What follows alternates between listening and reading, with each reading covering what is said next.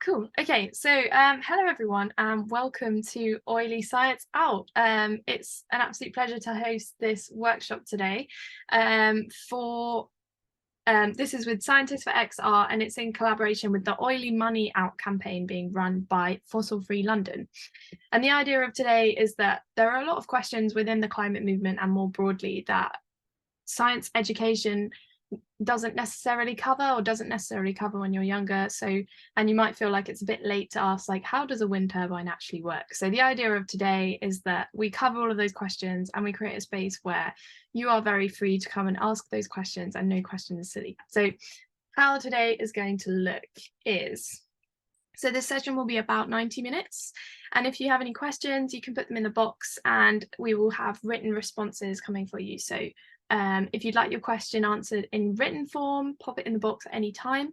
But if you'd like your question answered in spoken word, we've got a session right at the end where you can ask questions in person, one-to-one. So please keep yourself on mute and raise your hands at the end if you have questions, or pop them in the chat box at any point.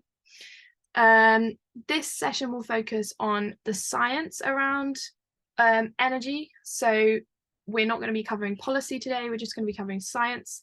And we also haven't run this kind of session before, so we're trying to get the level and pitch right, but we'd really welcome your feedback at the end and I'll send out a form for you to fill in. And hopefully all of that goes well. So what to expect within this is, so we're going to start by doing a brief bit on climate change and climate science, very briefly. And then we're going to talk about why we need to electrify. Then we're going to go into how we generate energy, how we store energy, how we use energy, and you're going to have a little very short workshops to practice explaining it to each other in the middle. Cool. Okay, so we're going to start with the atmosphere. So the atmosphere is this tiny, thin onion skin layer on the edge of our planet.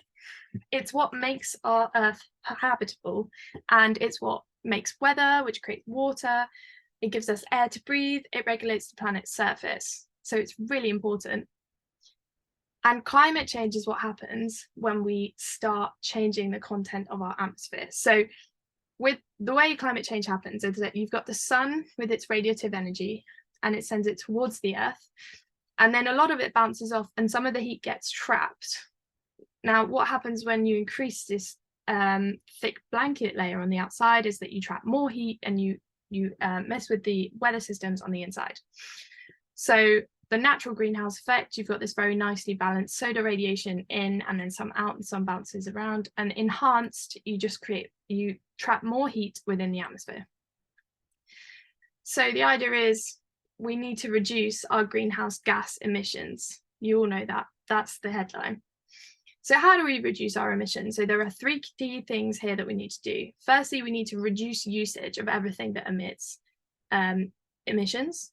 Secondly, we need to electrify everything that we can. And then thirdly, related to that, we need to decarbonize the grid so that our electricity itself doesn't emit greenhouse gases. So the key focuses, there are three main ones here. So firstly, transport. So transport itself produces huge amounts of CO2. So we want to electrify that if we can. Heating as well within the UK, particularly gas boilers. And also power. So on the left, so these two, transport and heating, are examples of where we need to electrify everything we can. And power is a perfect example of where we want to decarbonize the grid. And that's what we're going to be talking about in this next section. So on to how we generate energy. And this one's going to be led by Sophie. Hello, I'm Sophie. I'm a scientist for Extinction Rebellion.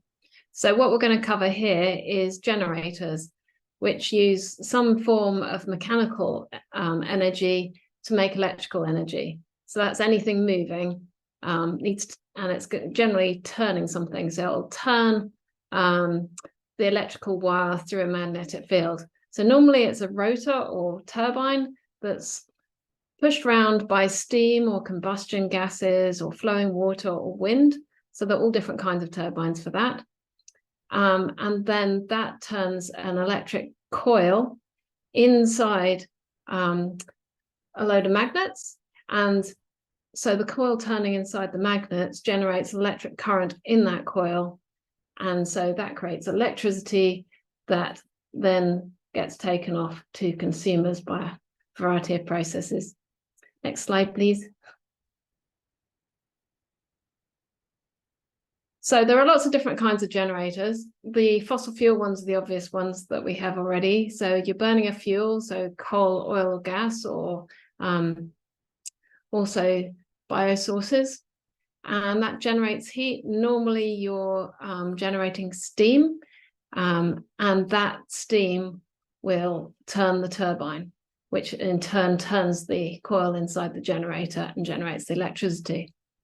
So these always, in the past, they were a great thing because we've got great big infrastructure that already exists and they're available anytime. You can burn this stuff at any time. But we all know they're really cruddy when it comes to gases, particularly carbon dioxide, and also pollutants. And they're also quite inefficient and generally localized, not distributed through the system, so they suffer a lot of losses. So what else can we use? What other generators are there? Next slide, please. So nuclear fission, bet you didn't expect us to say that one first. They generate heat, which creates steam again, and that steam's turning your turbine and using the generator to create the electricity. No CO2 emissions, nice and clean in theory, but then there's the nuclear waste to deal with, which doesn't die in a hurry. And they're also really expensive and slow to build. They're one of the most expensive. And then there's so because they're slow, it means we're producing carbon through all the other options while waiting to build them. So you really want things fast so that you're not emitting carbon all the time you're waiting to build something else. So we need solutions soon. Okay, so next slide, please. So wind turbines, it's kind of the other end of the spectrum. They're really cheap to build. There are no CO2 emissions as well. And they work when the wind blows, which is kind of a bit of a negative potentially. At sea, the wind blows a little bit more, but there's still, you get the calm days. There's a current UK ban on onshore wind, which reduces the distributed nature of wind generators. But it's basically the wind turning the turbine, same way as all the others. Right, next one. The biggest one in the world is currently being built, and it's going to power up to 14 million homes over in China. It's a bit of a massive project, but that kind of like gives you an idea of the scale it can go up to, and the scale it can go down to is just a tiny little turbine powering an off-grid device just kind of by the side of a road or in the middle of a field or something. So it's very scalable. Right, next one, please. So hydropower, this is where water is turning a turbine to generate the electricity. So no CO2 emissions once it's built. It's really reliable, and it's one of the best things. It's really easy to turn on and off. So it's really good for load balancing the system. When there's not many other sources of electricity coming out, then you can quickly switch this on and chuck it in there, or while the demand's really high, you chuck it in there. But they're really expensive to build, and they're geography dependent, and particularly the big ones, there are quite a lot of environmental issues with building them. And they also don't work if there's a water shortage. They work best if there's a high head, which means the difference between the high and the low water level either side of it. So that's another issue. You kind of need mountains or really high dams. So yeah, next one, please. Right, so an example is in Scotland, we're in Pitlochry, and this is a great source of energy in Scotland, also in Wales, not a lot of it in England. And as you see, there are issues you need to mitigation methods for getting around the damage to the local environment. But there are also benefits of having bigger lakes as well. So expect you'll know all about that. So the next one, please. Tidal power. So we don't have much of this in the UK at all. In fact, it's only kind of really in test in most places. In Northern Ireland, there is a little bit. There are two main types. One is very similar to the hydropower dam system from before, which has barrages, which are pretty massive. The second biggest one is older than most of us here, and that's in France, in Brittany. But there are quite serious environmental issues with that design. So that's a big reason why they really haven't been built in recent years. But there are new designs coming through, which are basically turbines sitting at the bottom of the sea, ideally in shallow, narrow areas where the tide is forced through. And then that generates electricity by spinning a turbine, very much like a wind turbine, but just underwater. Tides are predictable, so they happen every day. So it's good that way. And they can use existing offshore infrastructure. But currently, they're kind of on the level of expense of nuclear power stations, slightly above. But wind turbines used to be really expensive, and now they're super cheap. So they benefited from government investment, and hopefully tidal ones will too, because the UK is very well placed to use tidal power. And yeah, so that's all the main generators using turbines. And then I'm going to hand on to Ollie, who's going to cover solar power. Thanks a lot, Sophie. So my name's Ollie. I'm a scientist and electronics engineer. And if you can just step to the next slide, please. Solar panels work quite differently to the turbine generators we've talked about so far. And they rely a lot more on quantum phenomena and quantum interactions. So if you look at the diagram on the right, this walks us through an example of how we're using solar energy. The sun will emit light as photons, small packets of energy. These will travel through space, through the atmosphere, and enter a solar panel. When they're in there, they will interact with electrons within the material. This sends them into excited state, allows them to move around rather than them being sat tightly bound, like in most solids. The solar cell is constructed in a number of different layers with a number of different materials, and these impurities in different materials shepherd the electrons towards the cathode. With negative charge building up at the cathode and positive charge at the anode, this can now act as a direct current source, not dissimilar to an electrochemical battery, like a AA battery. The extra complexity for this is that we'll then need to convert from the DC that we're generating from the incoming solar radiation to alternating current, which is what's normally used by the grid and by most appliances in the home. This converter is sometimes known as an inverter. The big benefit of solar, obviously we've got no CO2 emissions. It's also quite a cheap and simple thing. So large developments have reached a point of being quite cost effective. There's now quite large scale manufacture of solar panels that just brought the cost down. And because, unlike the turbine, there are no moving parts, that reduces a lot of the wear and tear that you'll see on these panels. They don't last forever, but they can have some quite long lifespans of 20 years or more.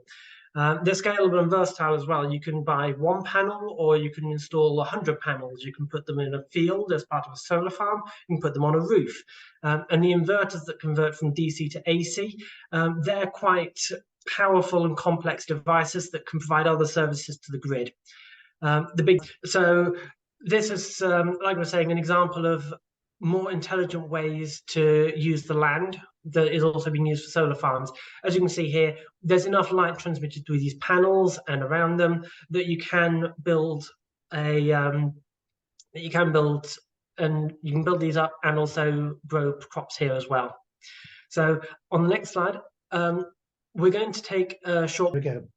So the thing about electricity is that it's a brilliant medium because you can, with transmission lines, you can move electricity very long distances in a very instantly, and that makes it very flexible with things that we can do. We can import power from other countries and so on. However, what we can't do so easily is to store it. Electricity effectively is an instant medium. It has to go from one place to the place where it's being used. So to store it, we have to do something special with it to convert it. And there are two ways that we might want to store it. So it may be that we have what we would call in-day storage. So you can see here, we've got a shaded line, which is where showing what the demand on our grid looks like. So in the morning, everyone gets up, puts their kettle on, puts a toaster on, has a slice of toast and things, and then they disappear off to the office, and their homes are quiet again with electricity use. So there's a base level still going on, because obviously the offices need that.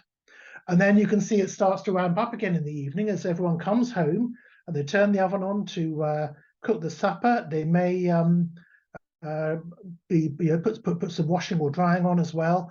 And so we get an evening surge in power that comes as well. So you can see here, we've got times when we have demand of electricity, which don't necessarily match with when that electricity is being made.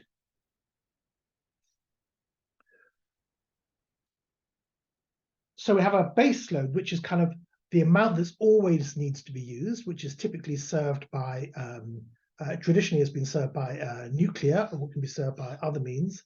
And then we have other demands on top of that, which have to be met at different times. And then we have the question of much longer term storage, where we have more generating capacity available to us in the summer in terms of solar. We have a bit less wind in the summer. And we use less electricity because with nice long days, we don't turn the lights on until very late at night. We're not turning heating on. Quite often we'll be eating salads instead of cooked foods and so on. So there's also, throughout the year, it was different, various, the demand changes as we go, and long-term storage is more difficult. So how can we store this power? Well, one way is with what we call pumped hydro. So Sophie's already told us about hydropower, where you have a high reservoir of water that then comes downhill and goes through a turbine. It generates electricity, and then the water is at a lower level and it goes off and it's used. Now, with pumped hydro, what we do is we literally turn this same piece of machinery back into reverse. So we put electricity in at the bottom end of it, and we turn the turbine the other direction, and then the water that's down in the lower part of it, we push it uphill to the top reservoir. So that consumes electricity, and at the same time, it's storing energy because the water's higher up. And it's very fast. The responses that we can get out of pumped hydro, we can actually get large amounts of power coming out in seconds. What's not so great about pumped hydro is that it's very massive. You have to have a massive lake at the top for things to go in, which obviously makes it all very expensive. But we still like it. The largest scheme in Britain is in Wales, in the Snowdonia. It's called Dinorwig. I remember when this was being built. It was built in the 1970s, came on stream in the early 1980s. And that, like the graphics show, that has lower reservoirs, higher reservoirs. And it's actually built inside the mountain. That's one of the reasons it took so long. They went inside the mountain using explosives, hollowed out a big turbine hall where all of the machinery is inside. And it can go on. The numbers here we've got we can actually increase the amount of power coming out by over 1.5 gigawatts within about 12 seconds. Now, this actually is quite useful for one of the key things that even today is still an issue is the so-called TV pickup, which is where at the end of a program or in an advertisement break, all of a sudden there's a surge in demand for electricity as people get up from their televisions, they walk around the house, put some lights on, put the kettle on to make a cup of tea, and so on. And this is a known phenomenon. And in the past, the way that it had to be dealt with was to get lots of coal capacity up to steam, big head of steam, and then when the demand came, it could be satisfied. And by having something like de Noorvig, we can handle that better. It also helps with the through-day piece. So de Noorvig all night is pushing water up into Snowdonia, and it's all there ready for the morning and then in the evening for that power to be used. And as we move into renewables, obviously when there's lots and lots of wind that we're not actually able to use, again, de Noorvig can use that power to push water uphill, ready to be used later. So the next piece we were going to talk about was batteries, and this is Issy's a whiz on batteries. So I'm going to hand over to Issy now. Are you online, Issy? Yeah, it's working. Perfect. Sorry everyone, but my Wi-Fi died earlier. Cool. Okay, so we're going to have a little explanation on how a lithium-ion battery works. So what you need to know first is that we have an anode, which is this nice material on the left, and a cathode. And what we're basically going to do is slot lithium ions in between them. And what stops them going themselves is this thing in the middle called a separator. Okay, if you press the next button. So I want you to think about it like a seesaw.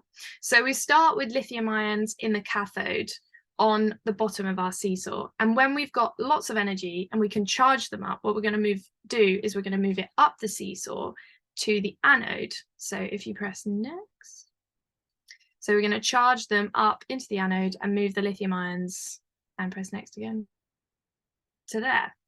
So then when we want to use our electricity at the top of the seesaw, and it's less favorable, it wants to roll down the hill, but we've trapped it at the top there. It will roll down the hill when we let it. So when we want to use this energy, what we do is we let the lithium ions roll down the hill and they release the energy that they've stored. So if you press next again. So when we use our appliance, the lithium ions go back down into the anode and roll back down. So that's essentially how a lithium ion battery works. So we've got these layers that trap lithium both in the anode and the cathode, and we're just shuttling lithium ions forwards and backwards. And by doing it, we can move electrons around the system, and that releases electricity.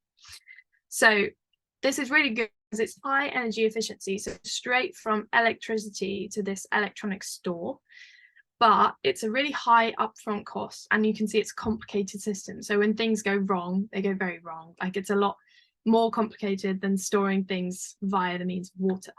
So if we press next slide. So I'm just going to take you a little bit through how batteries go from rocks to a battery so that you understand how we make them. So we start with mining. So this is probably something you might have read controversial things about in the news. And then from mining, we refining.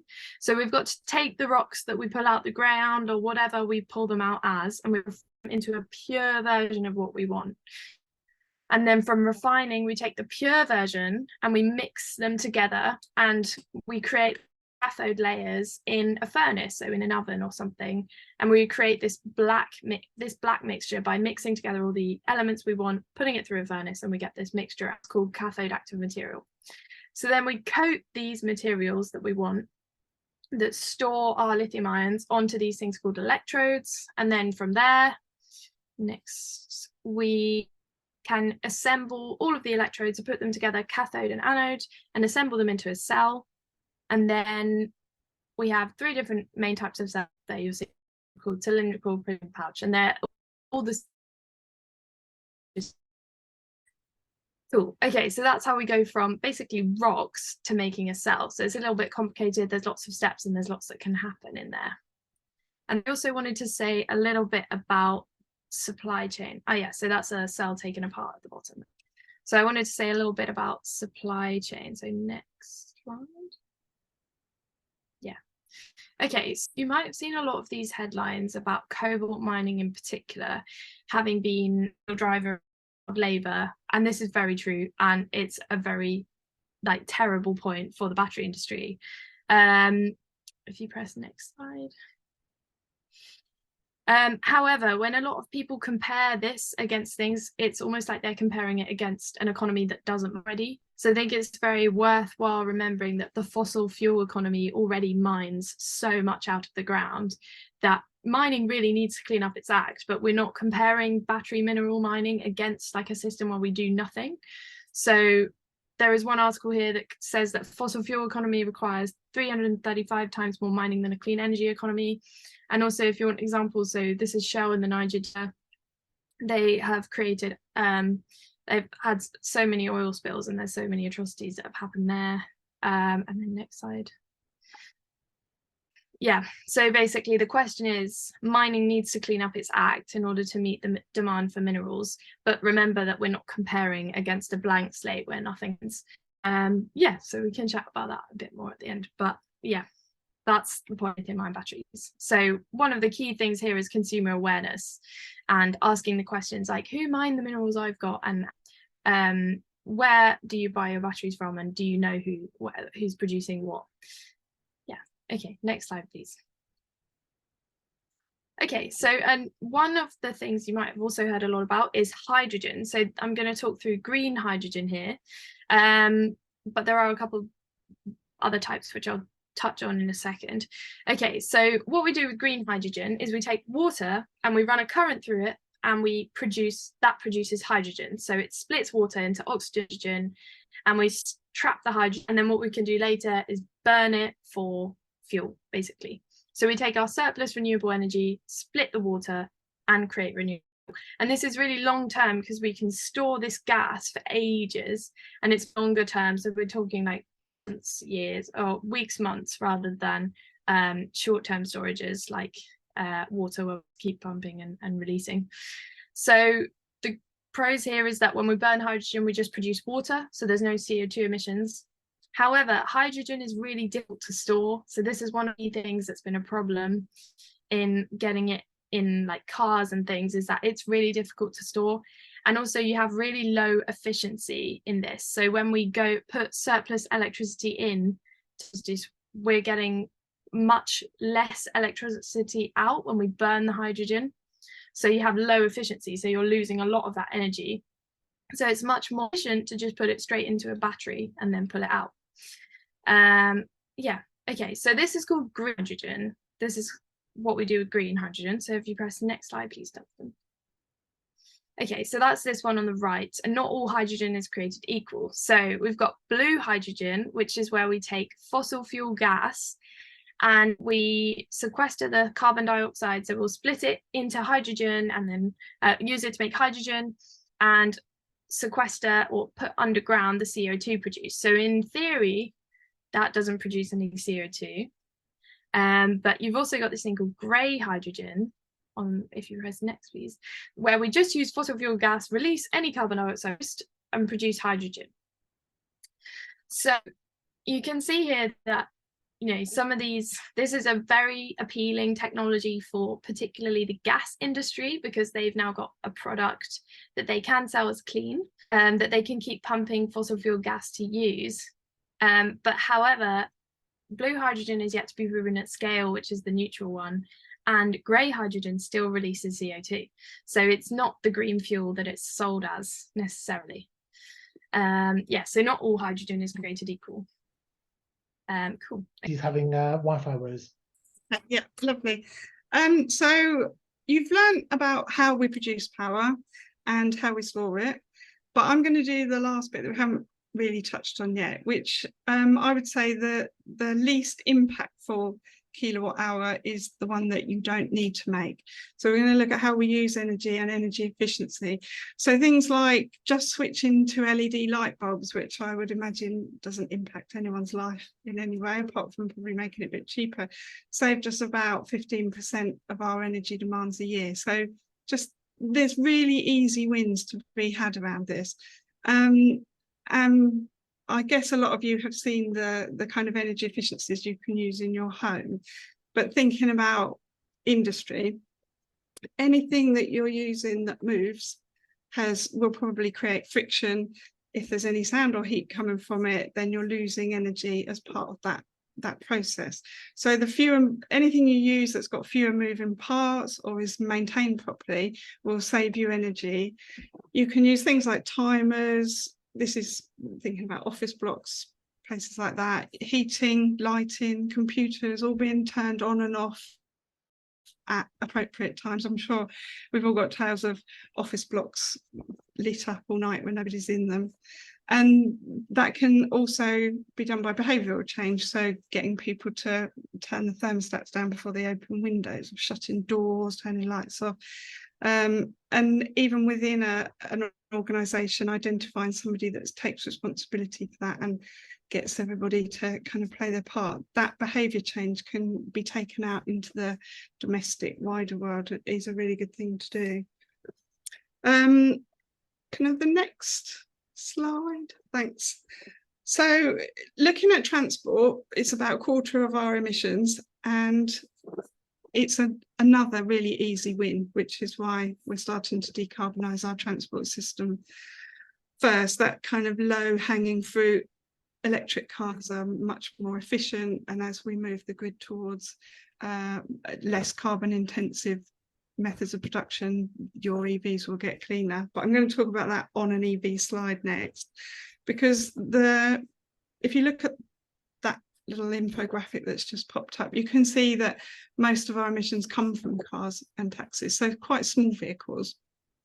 And we could go for electrifying them all, but then you don't solve all the other problems of traffic, and you've still got to make lots of batteries. And everybody seems to want an SUV lately because they're very fashionable. That's more resources, more mining, more energy to run it.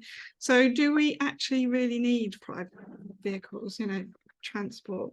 And there's lots of behavioural changes around that we can make. So the Energy Savings Trust tells us things like cardiovascular disease, like heart disease, is down by about 35%. The more you walk instead of taking your car, just cycling, scooting, however you like to get around, reduces your risk of cancers, improves your mental health, especially if you're out in full spectrum sunlight in a green area. That's even better. Helps with obesity and all the problems that we have, burdens on the NHS from really quite widespread conditions like type 2 diabetes. And it also gives us economic growth, because people, when they drive through places, tend not to spend so much money as people who may stop for a coffee or chat to people to get vibrant communities. And going forward, I think vibrant communities are something that we are really going to rely on more and more. And it also decreases inequalities between the people that argue cutting down on car use is bad for people is actually the opposite. So can I have a look at the EVs? Oh, I forgot the picture, so thanks. So EVs work, they're really simple compared to an internal combustion engine. You just plug them in, pop the electricity into your battery. That goes through a very simple drive chain to the motor, which turns the wheels, and they're very easy to drive, and they're quite, once you've got used to it, they're quite easy to charge, and people sort of work out what works best for them. We're not going to be able to get rid of all of our transport, because you will still need delivery vehicles, trades vehicles, emergency or public transport. So to run that by battery electric vehicles rather than sticking with fossil fuels is definitely a good way to go. There's been a few reports that says, excuse my dogs, that it takes a long time to get the energy input that you initially put into the battery back, but actually we're realizing that it's about 12,000 miles, so that's not long for it to come back. Also, the batteries are recyclable, they can be reused. So if your car gets smashed up or your bus comes to the end of its life, you can take the battery and reuse it as domestic or industrial storage, or you can then recycle it when it really can't be reused anymore. And all the time the grid's getting cleaner, your vehicle is getting cleaner, so the electricity that's going into it. But even if it's from a country like Poland that still uses a lot of coal to fire their power stations, because of the inherent efficiencies within a battery electric vehicle, it's still much better. And it does teach people to drive in a more efficient way, because they can see the regenerative braking putting the energy back into the battery, and it does tend to make you almost kind of game yourself to drive it more efficiently. And you can get EV tariffs, which use a lot of grid energy that's going spare overnight. So you get really cheap power between midnight and 4 o'clock in the morning, or whenever they can sort of fit you in. And then you can not only use that to charge up your EV, you can also use that to charge your home battery. So we run our house completely on that cheap power, which is 9p kilowatt hour. So it compares really well. Can I have the next one? Thank you. So that's it, brilliant. Going on to homes, so we looked at travel, which is a big bit. The next big out of our power usage is in our homes. I guess you all remember the Insulate Britain campaign. Have we listened to that and acted on it, we would have had a lot lower bills this winter and last winter. And people are completely aware of this. The Energy Savings Trust estimates that 96% of people are concerned about energy efficiency. So it's definitely a thing with people. And insulation, we know, keeps the warmth in. So whatever energy use you heat your house with, it will save you money and save energy. But going forward into hotter summers, it can help to keep the heat out. So it's a win-win in both of those ways. And it saves money. So the return on investment time has kind of halved, come down to about 8 years for insulation and double glazing. So that saves you about £400 a year immediately. So all of the kind of things we're seeing about it's going to cost, actually, after you've done that initial input, it saves you money. The estimate is 6 to 25% of your bill, depending on your house type. So the 6% would be a small flat or a new build, and 25% would be a kind of average house. The best savings are apparently if you've got a castle in Wales, but I'm guessing that not many of you have got one of those. And it's making retrofitting more appealing.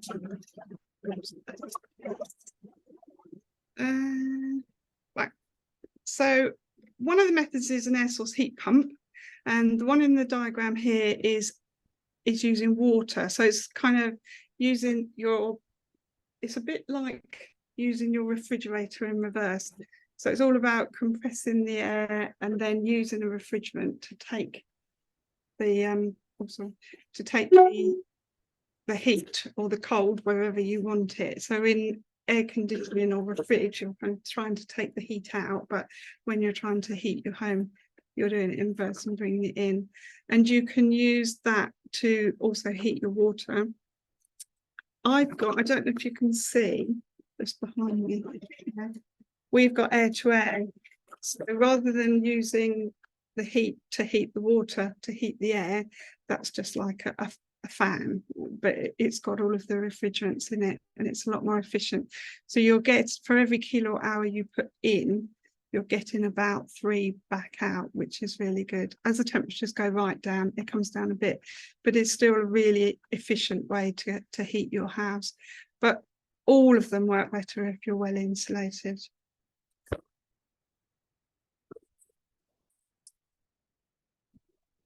So we're going to make all this new renewable power, which is great, but we need to get it around. And we've seen problems with countries like Germany, where they've got a lot in the north, but they need to get it to the south. And that will bring issues of planning and wildlife disturbance as you build pylons or put them underground. Another way you can do it, as well as investing in the grid and bringing those cables in, and also cables from other countries, we've got interconnectors with countries like Norway and France, you can take the users to the place that the power is being produced in. So power hungry industries like data centers or big industry that uses a lot of electricity, if you take that to where the power is being produced, that's a great way to level up quite naturally. It's not a kind of an artificial way of doing that. And people will say, oh, well, we can't put in enough cables and we've got to do a lot of mining and this. They kind of go coming at that as if it's only going to happen overnight, but it's a transition. It's going to take time. And as people demand more, then those upgrades will be made. And the National Grid have said that they'll update as we go, and they've assured us that we can reach 100% renewables. Even if everybody went fully EV, that would only add about 20% to the grid. So they seem to know what they're doing. And I'm guessing every day, trust them to do that. Can we get the next one? Oh, sorry. And that was the end of mine. Thanks. Right, should we hand back to Issy if she's back online? Yeah, cool. I've turned off my camera, so hopefully my Zoom works better. Cool. So I'm going to field questions and throw them out to the right scientists. So if you have any questions, hopefully this presentation's been helpful, but please raise your hand and I will take them.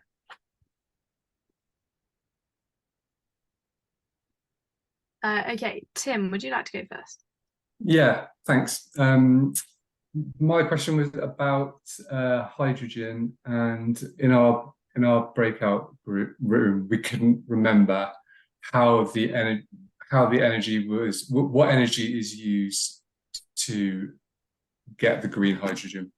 We couldn't remember that bit. So could we have a reminder of that? Where does the energy come from to run the process that generates the green hydrogen? Green hydrogen. Yeah, okay. Dunstan, do you want to flick back to Yes, I'd love to jump in here. So do you want to flick back to the slide as well and just show the diagram as well? ooh, now there's a question. Yeah. So if we think back to our where are we? There we go. So when we pass electricity through water, it will naturally separate into its two components. So the process is called electrolysis, and many of us did this back in I'm going to show my age, O-level science. And that consumes electricity. So we consume electricity in doing a chemical process which separates water into oxygen and hydrogen. H2O becomes H2 and O2. So the answer, sorry, I'm interrupted. Do you want to keep going? No, that's fine. And then we can push the oxygen into the atmosphere safely, store the hydrogen underground. When we want energy back, we can either burn the hydrogen and do something with that for work, or better, we put it into a fuel cell, which then combines it back with oxygen and creates electricity directly. So the answer directly to your question, Tim, it will be surplus clean energy. So we will use surplus clean energy to make green hydrogen. So it's similar to when you've got too much wind power and you'll pump the water up the hill. When we've got too much wind, like loads of extra energy, we can use it to generate loads of hydrogen, then store that and then burn it when we want it. Does that make sense? Yeah, cool. Okay, Caroline, you're the next hand up. Yeah, I heard before that the fact that nuclear was so expensive was because of all the regulation. And I can't remember the percentage, but I was quite horrified when I saw the breakdown of regulation cost versus actually building cost. Is that right? Or the problem is that I can't remember the source, but that was stuck in my head. Yeah, so nuclear is that's partly the case. It depends on how we do it. In France, in the 1970s, they made a choice to build lots of nuclear reactors all at once, and they had a standard design which they used again and again throughout France, and those reactors are still running now. And that took the cost down a lot because there was some economy of scale. A lot of the safety cases and things were made once and could then be reused for multiple ones. We've not done that in this country. The most recent time we built a nuclear power station was Sizewell B, which was the first of a design and has turned out to be the only of a particular design. So all of the cost of making that safe and all of the approvals were done for one power station. And the same thing is happening with Hinkley Point C, which is in construction now. That's a different type of reactor, and all of the safety cases and approvals and things have to be made for that one station, and that will be done once.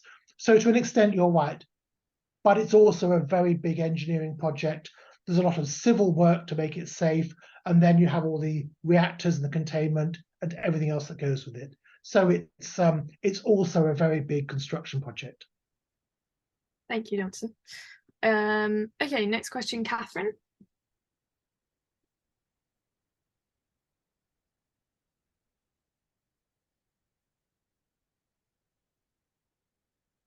Catherine seems to have disappeared.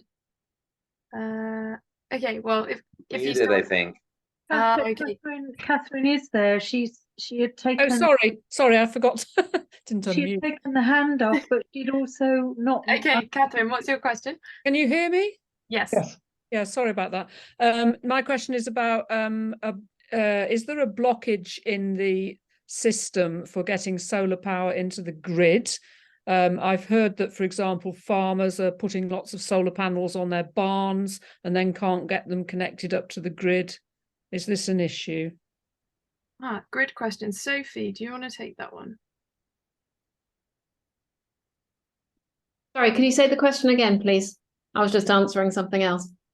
Is there a problem with connecting renewable solar power up to the grid? Is there a blockage there that they're lacking the infrastructure to use the energy that people are generating with new solar projects?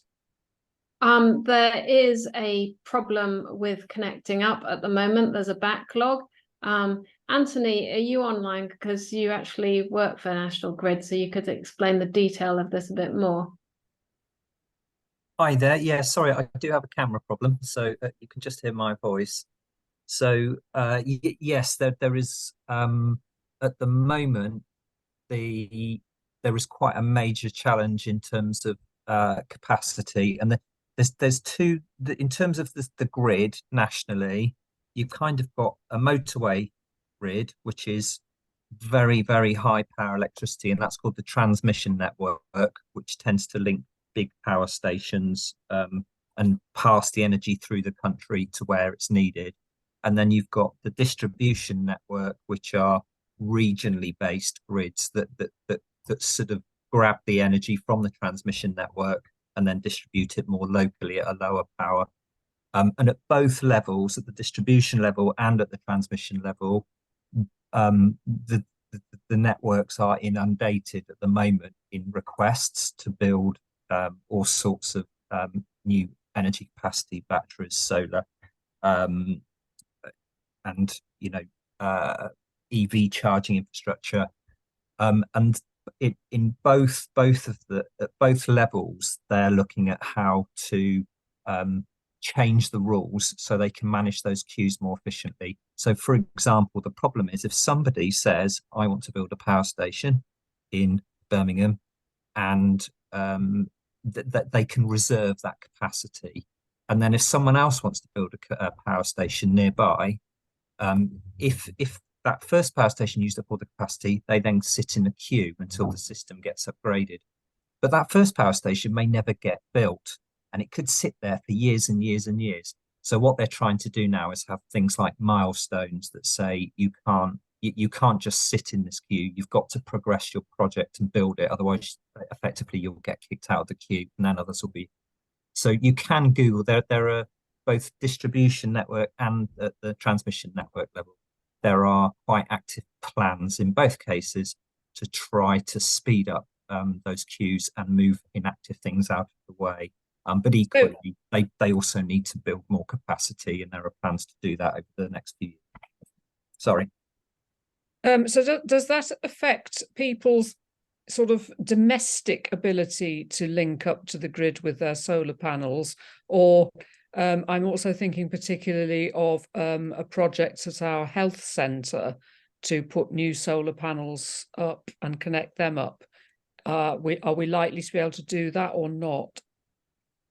But most of they're called distribution network operators who manage the more local grids. And they actually have capacity maps, I think, most of them now, which means that you can even go and have a look on a map and it tells you whether they are under pressure in that area, whether there actually is capacity.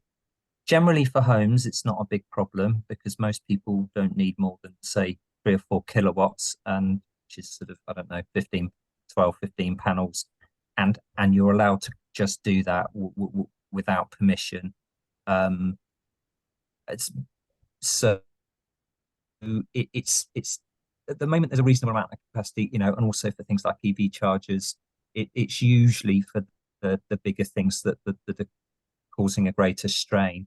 But the smaller things will cause a problem as more and more people get things like EVs and solar and as already was well explained earlier, it's going to be really important that people have things like smart electric vehicle chargers, so that people aren't charging all at the same time or at a really bad time on the grid, but that they're sort of balanced and they're not just picking up excess wind in the night, but they're also sort of avoiding each other to a degree, so you haven't got everyone in your street charging at the same time.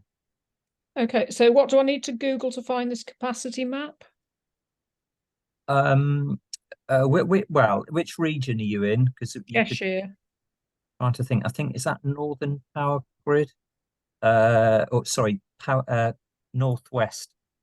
I can't remember the name. Electricity Northwest, I think they're called. If you go to Electricity Northwest capacity map and see if that comes up, but perhaps otherwise I could see if I could find it.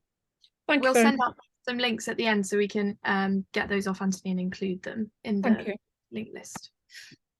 Cool. Okay, John. Hi everybody, thanks for this. It's been interesting to hear the pros and cons of all the different ways of turning a turbine and generating energy. My question is, it seems like China is the country that is like an interesting one to look at because they have done a lot of this stuff at such scale. The Three Gorges Dam, these huge wind farms. Obviously, they're burning lots of carbon as well. Is there, by looking at like in practice, this is not just theorizing, but we can see a kind of experiment, as it were, at what some of these processes look like and modes of generating power look like at scale. Is there something to be learned, particularly from the Chinese example?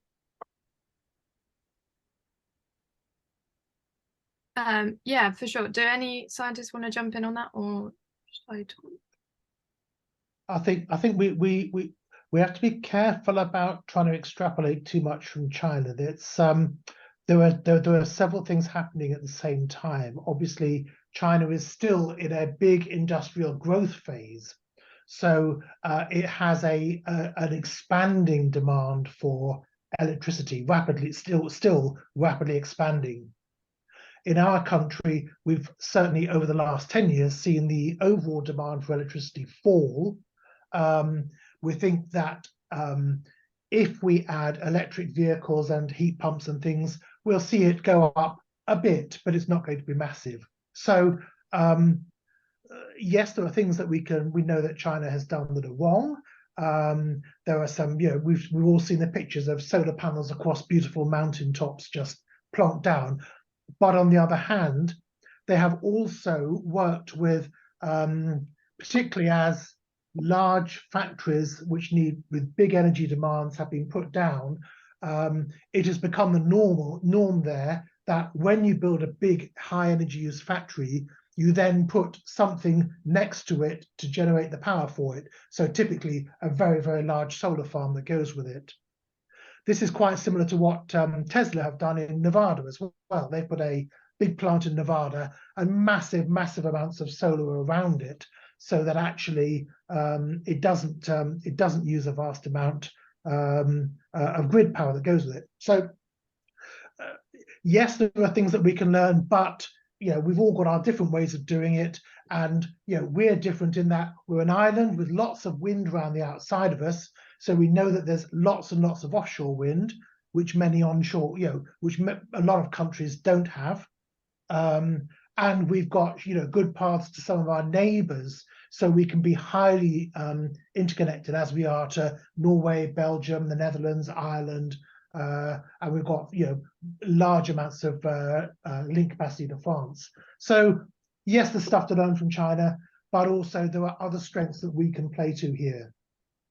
Yeah, and one thing just to add as well, I think the speed and consistency that China is like going at these things is something that we could learn from in the UK, that they go and do these projects and finish them off, and yeah, so they, yeah, cool. Okay, so there's another question from Ben that's typed, but I'm going to speak it out because I think it's a good one we can answer here. Okay, so he says, what is the answer to the typical denier point that renewables are unreliable, intermittent?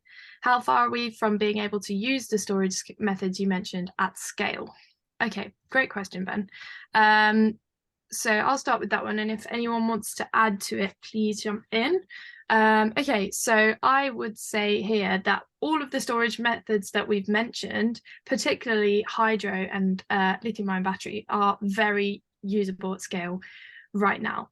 And renewables, yeah, they are, some of them are intermittent in that the sun doesn't always shine and the wind doesn't always blow. However, you'd be surprised how intermittent solar actually isn't. Like solar, even on a quite cloudy day, you'll get quite a lot of solar being produced. And ultimately, like, so long as we're meeting, the key premise here is baseload. So long as we've got something covering that baseload, whether it be hydropower, nuclear power, so long as we've got that baseload, the rest of it can be met by storage demand. We just need to roll out higher capacity. Does anyone want to add a bit to that?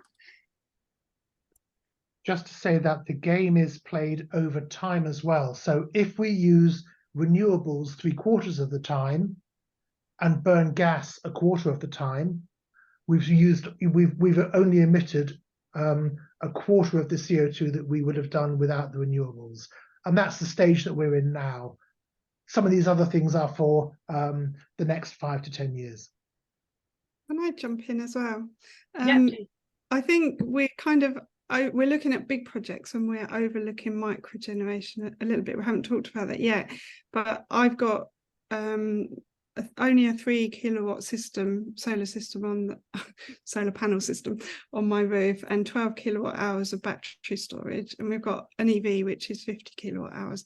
So I can take all the solar that I can make, and at the moment I'm pretty much running the house probably about 2 or 3 kilowatt hours, or probably 6 at the top, so I'm buying in on the cheap EV tariff. So those time of use tariffs are really good, and some of the companies are bringing out intelligent ones which will literally sell you power when there's a lot of renewable on the grid, and if you've got storage in your house or in your car, you can pop it in then when it's cheap. There's the capacity in the future to be able to sell that back from all people. So that's a big diffuse storage network sitting in people's lofts and on their driveways.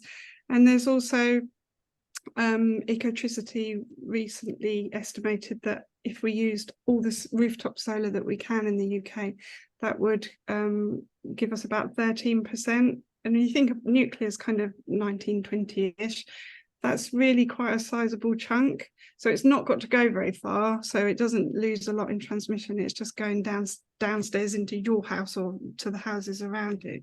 So I think going forward, more targeted micro generation is a really good thing. Yeah, that's a really good point, Jane. Thank you. Have we got any more questions? Otherwise, there's one about the national grid in the chat.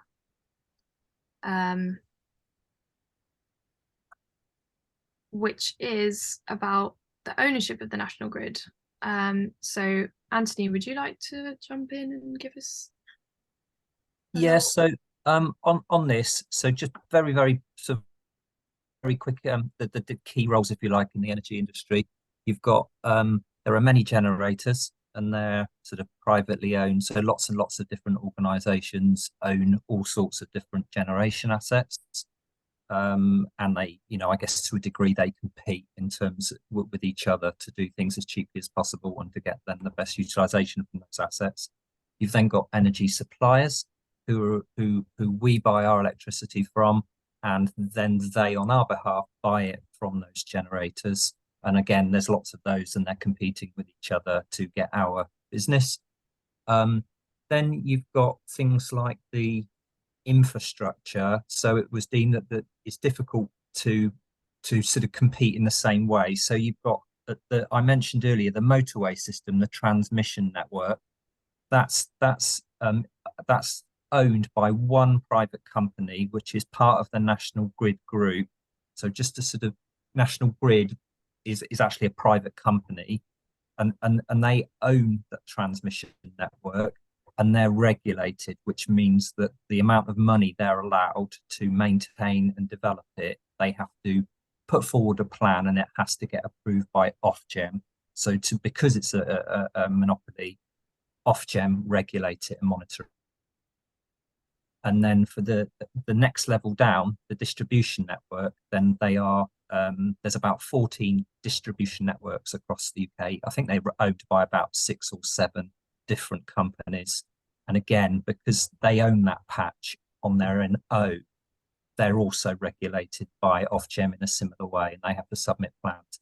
And then just finally, there's another part of National Grid, the private company, owns what's called the system operator, who don't really own any assets, but they're the ones who manage the control room for the whole country. And they're the ones who are fine-tuning, as one of the experts earlier explained, that you kind of have to use electricity as soon as you're using it.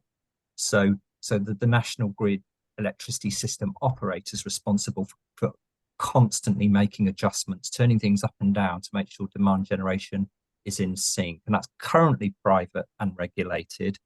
But because the government now wants greater oversight of that organisation and wants to broaden its responsibility, not just from electricity, but planning things like hydrogen and gas as well, because they're all interlinked. Next year, in about a year's time, that's due to be nationalised. Quite unusual for Conservatives, and so that would then be government owned. Sorry, long answer again. No, that was great. Thank you, Anthony.